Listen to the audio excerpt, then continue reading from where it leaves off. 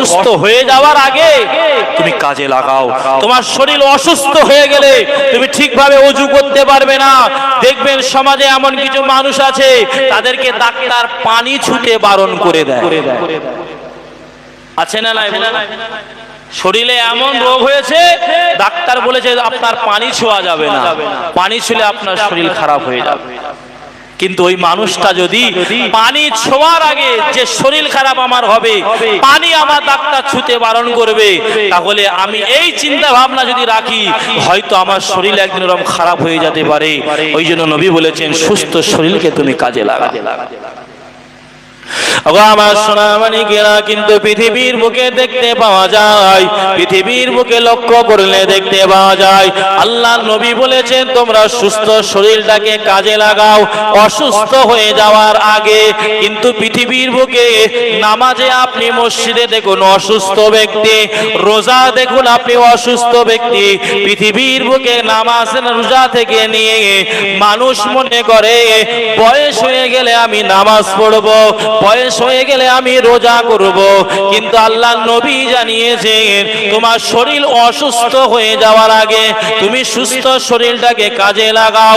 পৃথিবীর বুকে এমন মানুষ আছে ওই ব্যক্তিটা 1 মিনিট পর পর তার শরীর নাপাক হয়ে যায়, 1 মিনিট যেতে না যেতে তার নাপাক হয়ে যায় শরীর। আল্লাহ নবী জানিয়েছেন ওই অসুস্থ হয়ে যাওয়ার আগে আল্লাহ তোমার যে সুস্থ শরীর দিয়েছে ওই সুস্থ শরীরটাকে তুমি কাজে লাগাও। পৃথিবীর বুকে মানুষ মনে করে আমার 20 বছর বয়স, 25 বছর বয়স, আমার শরীর এখন সুস্থ আছে, এখন আমার নামাজ পড়ার দরকার নেই, এখন আমার রোজা করার দরকার নেই, এখন আমার আল্লাহর সঙ্গে যোগাযোগ করার কোনো লাভ নেই।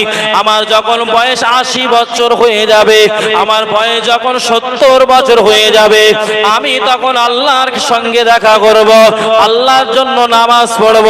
কিন্তু আপনি অসুস্থ হালাতে মসজিদে যেতে আপনার ভয় লাগে, না জানি মসজিদে গিয়ে যদি আমার শরীর খারাপ হয়ে যায়। পৃথিবীর বুকে এমনও মানুষ আছে অসুস্থ শরীরের জন্য রোজা করতে পারে না, কিন্তু ওই মানুষটা যদি যে সময় তার শরীর সুস্থ ছিল ওই সুস্থ শরীরটাকে যদি কাজে লাগাতো ওই ব্যক্তিটা বুদ্ধিমান। পৃথিবীর বুকে মানুষ সুস্থ শরীরকে দাম দেয় না। নবী আমার জানিয়েছেন ওগো পৃথিবীর মানুষ, ওগো আমার উম্মত উম্মতি, আল্লাহ তোমাকে সুস্থ শরীর দিয়েছে, অসুস্থ হয়ে যাওয়ার আগে তুমি সুস্থতাটাকে কাজে লাগাও। শরীর অসুস্থ হয়ে গেলে আপনি কোনো কাজ করতে পারবেন না। পৃথিবীর বুকে এমন মানুষ আছে ওই ব্যক্তিটার 1 মিনিট পর পর পেশাবের দাঁত দিয়ে পেশাব গড়িয়ে যায়। পৃথিবীর বুকে এমন মানুষ আছে যে মানুষটা পানি ছুঁতে ভয় করে, কিন্তু আপনার দরকার ছিল, উচিত ছিল আপনার শরীর যখন সুস্থ আল্লাহ রেখেছে ওই সুস্থ শরীরটাকে কাজে লাগান। কিন্তু আমরা মনে করি এখন যুবক বয়স, শরীরে জোর আছে, এখন ওইসব নামাজ রোজা করার দরকার নেই, যখন বয়স হয়ে যাব, চলতে পারবো না, হাঁটতে পারবো না, তখন আমি নামাজ পড়তে যাব। বাবজি আমার, এটা আমার আপনার জন্য ভুল ধারণা। আমার সোনামণিকেরা, প্রিয় নবী মুহাম্মদুর রাসূলুল্লাহ সাল্লাল্লাহু আলাইহি ওয়াসাল্লাম নবী আমার 3য় নম্বরে জানিয়ে দিলেন ওগো আমার উম্মত উম্মতি, ওগো পৃথিবীর মানুষ, আল্লাহ আপনাকে আপনাকে আল্লাহ তোমাদেরকে অগণিত নিয়ামত দিয়েছেন। অগণিত নিয়ামতের ভিতর দিয়ে আল্লাহ তোমাদেরকে 3 নম্বর এমন একটি নিয়ামত দিয়েছেন। নবী আমার জানিয়ে দিয়েছেন ওগো পৃথিবীর মানুষ, ব্যস্ততা আসার আগে তুমি খালি সময়টা কাজে লাগাও। দেখেন এখানে অনেক মানুষ আমরা এসে অলরেডি বসে পড়েছি, বসে পড়েছি না পড়িনি বলেন? কারণ আমরা এখানে বসেছি আমাদের যা কাজ ছিল, নামাজ থেকে নিয়ে, বাড়িতে যাওয়া থেকে নিয়ে, ইস্তেঞ্জা থেকে নিয়ে, ওযু করা থেকে নিয়ে সব সেরে আমরা এখানে বসেছি। আমি আপনাকে উদাহরণ দিয়ে বোঝাচ্ছি। আর যারা এখন আসতে পারেনি, কোনো না কোনো ব্যস্ততার ভিতরে আছে, তো আল্লাহর নবী জানিয়েছেন ব্যস্ততা আসার আগে তুমি খালি সময়টাকে কাজে লাগাও। তুমি ভাবছো, দেখবেন যে বাড়ির পরিবারের একজন ব্যক্তি, ফুটফুটে একটা ছেলে, 15 বছর 16 বছর বয়স, 20 বছর বয়স, 25 বছর বয়স পর্যন্ত, জন্ম থেকে নিয়ে 25 বছর বয়স পর্যন্ত এই ছেলেটা কিন্তু নরমাল একটু ফ্রি থাকে। কিরকম ফ্রি বলেন তো?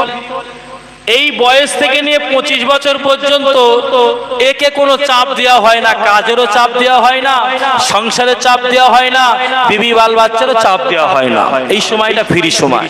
কিন্তু একটা মানুষ যখন সাংসারিক জীবনে ঢুকে যায়, তার ব্যস্ততা, সে ছিল একা, যখন তার ফ্যামিলিতে তার স্ত্রী এসেছে, তার টেনশন যে আমাকে আমার স্ত্রীর জন্য কিছু খোরাক জোগাড় করতে হবে, আমার মায়ের জন্য কিছু উপার্জন করতে হবে, আমার আব্বার জন্য কিছু উপার্জন করতে হবে, নিজের জন্য কিছু উপার্জন করতে হবে।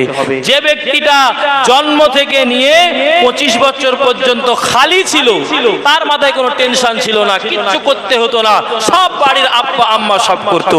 যেই ছেলেটা 25 বছর বয়স হয়ে গেল, ওকে বিবাহ দেওয়া হলো, তার বাড়িতে স্ত্রী আসলো, ও কিন্তু আর ফাঁকা নেই, খালি নেই।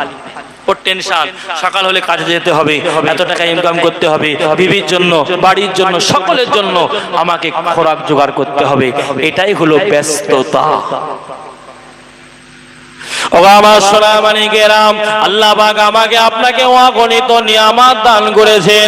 অগণিত নিয়ামতের ভিতর দিয়ে আল্লাহ নবী জানিয়েছেন তোমার ব্যস্ততা আসার আগে তুমি খালি সময়কে কাজে লাগাও।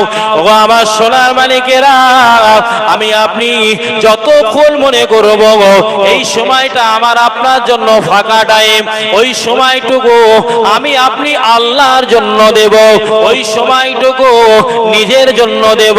পৃথিবীর বুকে আপনি এখন আছেন, পৃথিবীর বুকে আপনি এখন আছেন, আপনার দুনিয়ার বুকে সন্তান আছে, আপনার দুনিয়ার বুকে স্ত্রী আছে, আপনার দুনিয়ার বুকে মেয়ে আছে, আপনার সন্তান সন্ততি আত্মীয় স্বজন সবই আছে।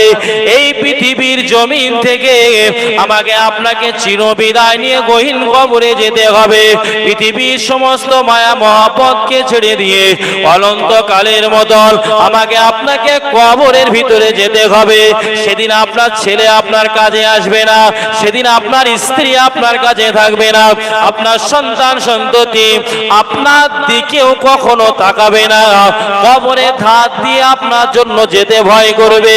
অবশ্যই মানিকেরা, পৃথিবীর বুকে আল্লাহ পাক আমাকে আপনাকে সুস্থ শরীর দিয়েছেন, আল্লাহ চলার জন্য পা দিয়েছেন, দেখার জন্য চোখ দিয়েছেন, শোনার জন্য কান দিয়েছেন, আল্লাহ বলার জন্য জবান দিয়েছেন।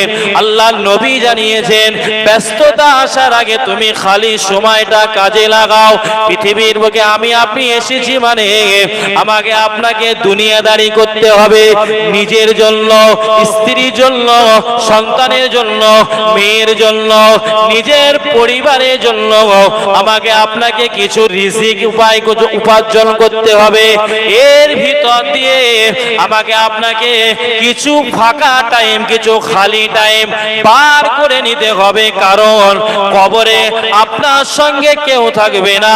এই ফাঁকা টাইমের ভিতরে আমার আপনার জন্য কর্তব্য হবে নামাজটাকে আদায় করা, 5 ওয়াক্ত নামাজটাকে সুস্থভাবে আদায় করা, ফাঁকা টাইমগুলোতে আল্লাহর জন্য শুকরিয়া আদায় করা, ফাঁকা সময়গুলোতে আল্লাহর জন্য তাসবিহ আদায় করা, ফাঁকা টাইমগুলোতে আমার আপনার কবরে যেতে হবে চিন্তা করে, কবরের ভিতরে কিভাবে থাকবো, কবরের ভিতরে কি নিয়ে যাব, কবরের ভিতরে একাকী কিভাবে থাকবো, এই সমস্ত চিন্তা ভাবনা মাথায় ঢুকে আমার আপনার করণীয় কর্তব্য হবে। আল্লাহ পাক ব্যস্ততার ভিতরে আমাকে আপনাকে একদিন হলেও ফেলবে। ওই ব্যস্ততা আসার আগে আমার আপনার জন্য করণীয় কর্তব্য হবে খালি টাইম গুলো আল্লাহর জন্য দেওয়া। এখানে যত মানুষ আমরা বসে আছি, আমরা প্রত্যেকে ব্যস্ততার ভিতরে থাকি না থাকি না বলুন? থাকি না থাকি না? ব্যস্ততার ভিতরে আমরা থাকি। কোন মানুষ বলতে পারবে না যে আমি ব্যস্ততার ভিতরে থাকি না। কিন্তু একটা সময় আমার আপনার চলে গেছে, যে সময়টা ব্যস্ততা মানে কিছুই ছিল না। ছিল বলুন? যখন আপনার মাথায় কোনো চাপ আসেনি, সংসারের চাপ, স্ত্রীর চাপ, বিবি বাল বাচ্চার চাপ যখন আমাদের ছিল না, তখন ইচ্ছা মতন টাকা এখানে ওখানে ঘুরে চলে যেতাম, কারণ কোনো পিছন টান আমাদের ছিল না। এটা মনে রাখবেন, পৃথিবীর বুকে আমি আপনি এসেছি মানে মানুষ হিসাবে এসেছি, মানে মানুষ হিসাবে রূপান্তরিত হয়েছি, মানে মানুষের ভিতরে যে সমস্ত গুণ ধারা, এক নম্বরে আমাকে